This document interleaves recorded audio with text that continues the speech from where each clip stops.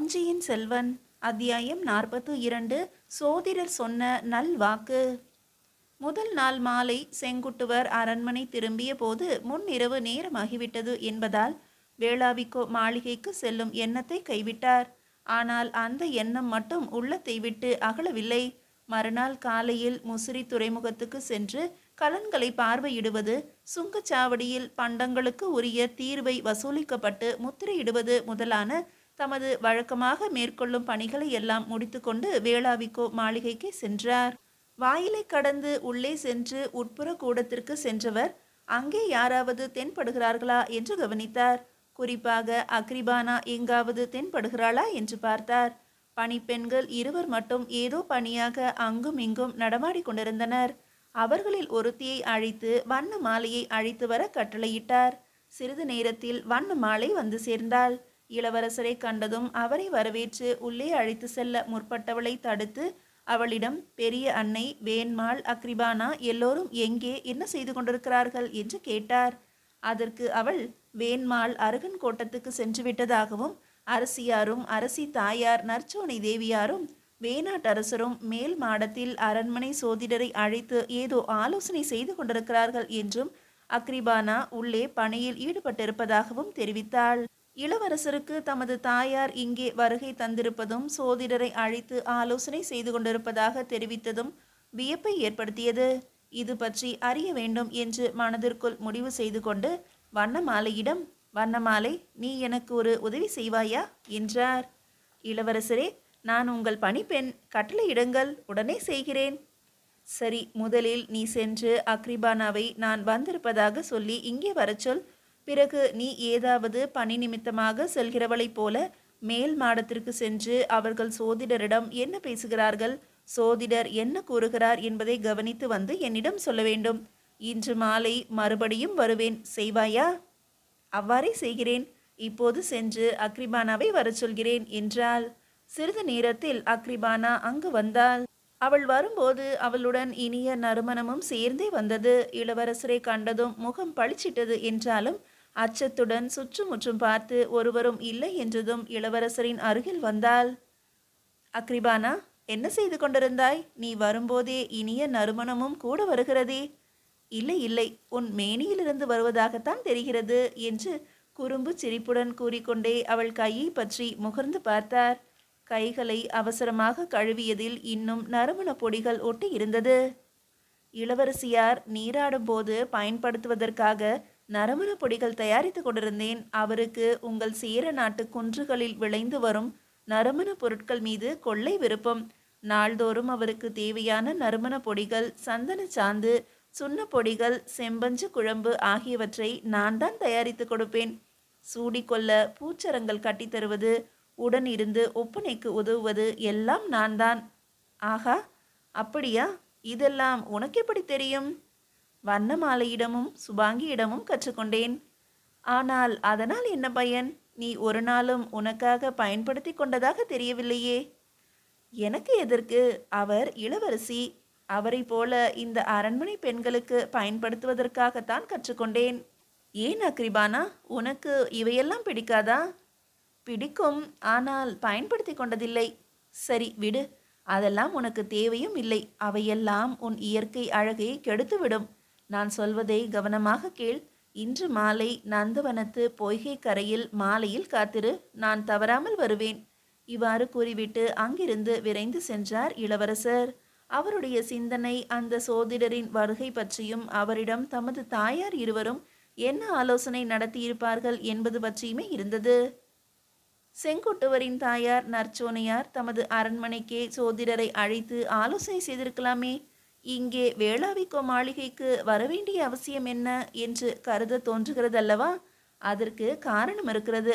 ஒரு முறை மன்னர் இமயவரம்பரின் அரசவைக்கு அரைகுறை ஞானம் படைத்த சோதிடன் ஒருவன் வந்தான். அப்போது இளவரசர்கள் இருவருமே சிறுவர்கள். அவன் அவர்களின் பிறந்த நாள் குறிப்பையும் அவர்களின் முகத்தையும் பார்த்துவிட்டு, இளையவனுக்கே நாடாளும் வாய்ப்பு கிடைக்கப் போகிறது, மூத்தவனுக்கு கிடைக்கப் போவதில்லை என்று கூறினான்.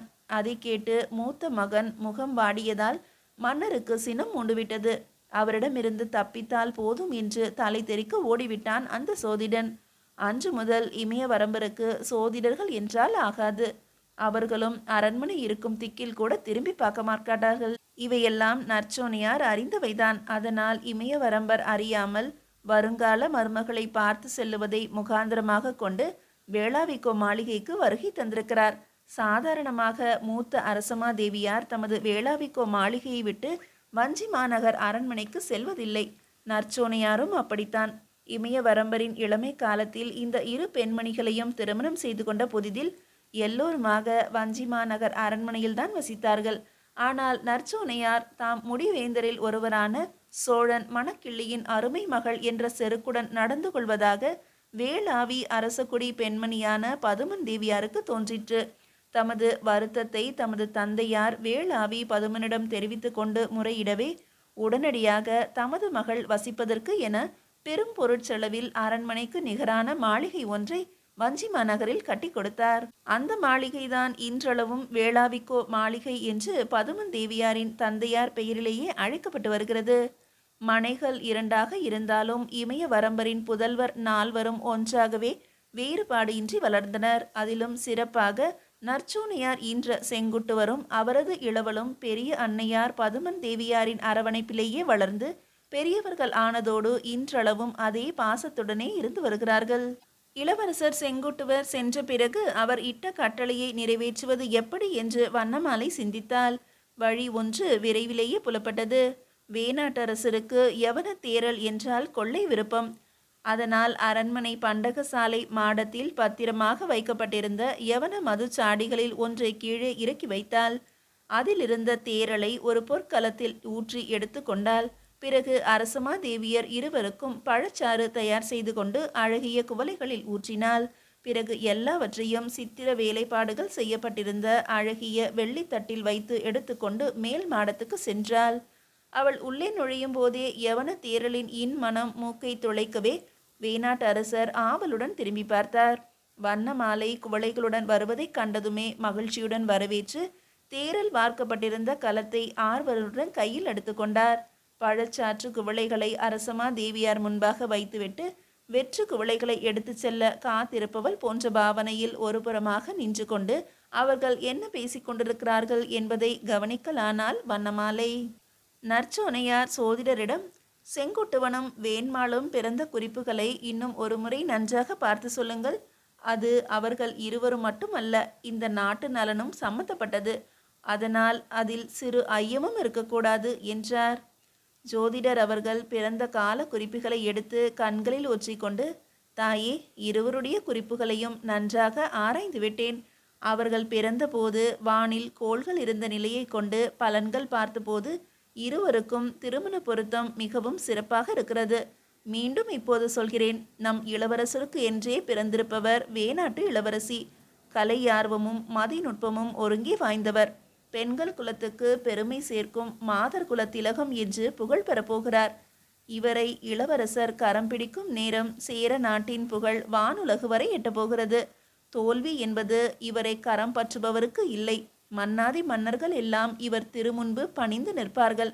வடக்கே இமயம் வரையிலும், தெற்கே குமரி வரையிலும், இன்னும் கடல் கடந்து ஈழம் வரையிலும், மேலே கடலுக்கு அப்பால் உள்ள நாடுகளிலும் நம் இளவரசருக்கு புகழ் சேர்க்கக்கூடியவர் நம் இளவரசியார் என்று அவருடைய பிறந்தநாள் குறிப்புகள் தெளிவாக கூறுகின்றன.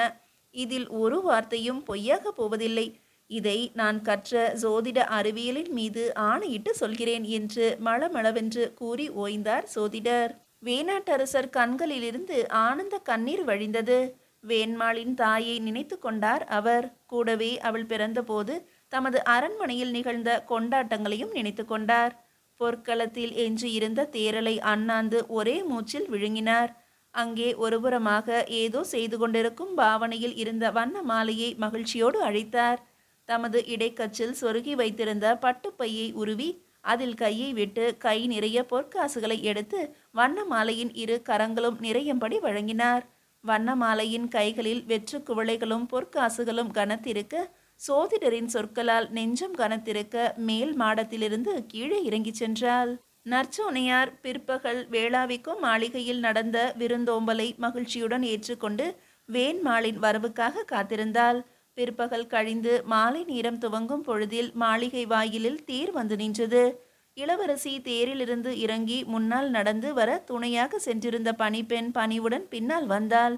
இளவரசியின் வரவுக்காக காத்திருந்த வண்ணமாலை அவள் உள்ளே நுழைந்ததுமே அரசமாதேவி நற்சோனையார் அவளை காண்பதற்காக காத்திருக்கும் செய்தியை தெரிவித்தாள்.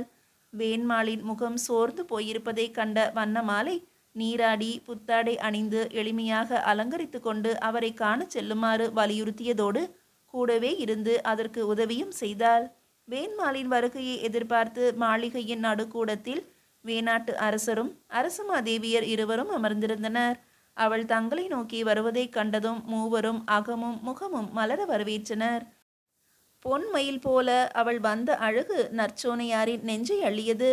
அவள் அருகில் சென்று கைகளால் முகத்தை தடவி கண்ணீர் கழித்தார். பிறகு அவள் அருகன் கோட்டத்துக்கு சென்று நாட்டியம் பயின்று வருவதை பற்றி அன்போடு விசாரித்தார். என்னுடைய இளைய புதல்வனும் அங்குதான் இருப்பான், உனக்கு தெரியும் அல்லவா? செங்குட்டுவனை போன்றவன் அல்ல அவன். மிகவும் அமைதியானவன், நல்ல அறிவுடையவன். உலகமெல்லாம் செங்குட்டுவனை போற்றினாலும் எங்களுக்கு அவன்தான் செல்ல பிள்ளை. ஆனால் தமக்கையாரின் செல்வ புதல்வன் செங்குட்டுவன்தான். அவனும் அவர்கள் சொல்லை மீறி எதுவும் செய்ய மாட்டான் என்று பெருமையோடு தமக்கையாரை பார்த்தவாறே கூறினார் நற்சோனியார். குடநாட்டு இளவரசரை பற்றி உயர்வாக பேசியது மனதிற்கு இதமாக இருந்தாலும் நற்சோனையாரின் வருகையும் அடுத்து அவர்கள் என்ன பேச போகிறார்களோ என்றும் வேண்மாளின் உள்ளத்தில் கலக்கமாக இருந்தது. அதற்கு தகுந்தாற் போல அவர்களுடைய கலக்கத்தை அதிகப்படுத்தியது அவர்களின் பேச்சு. மீதியை அடுத்த அத்தியாயத்தில் காணலாம்.